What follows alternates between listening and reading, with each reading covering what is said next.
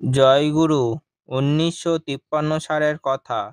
গত ঋত্বিক অধিবেশনের সময় আশ্রমে অনেক দীক্ষা হয়েছে। সেই সম্পর্কে সৎসঙ্গের সম্পাদক ননীগোপাল চক্রবর্তী দাস শ্রী ঠাকুরকে বলছেন, দীক্ষা দিয়ে দিয়ে আমরা যেন অবসন্ন হয়ে পড়তাম। শ্রী ঠাকুর বলছেন, দীক্ষা ঠিক মতন দিতে গেলে খানিকটা ওইরকম বোধ হয়।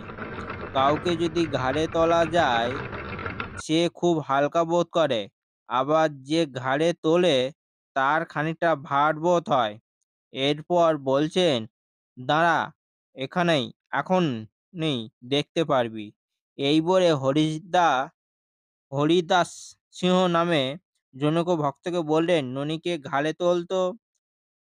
হরিদাস দা ননীদাকে ঘাড়ে নিয়ে ২-১ মিনিট ঘুরে বেড়ালেন, তারপর তাকে নামিয়ে দিলেন। শ্রী ঠাকুর ননীদাকে জিজ্ঞাসা করলেন, তোর কেমন লাগছে? ননীদা, আমার খুব হালকা লাগছে।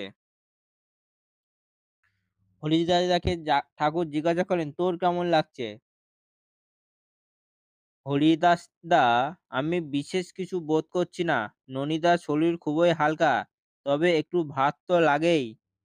বন্দে পুরুষোত্তম।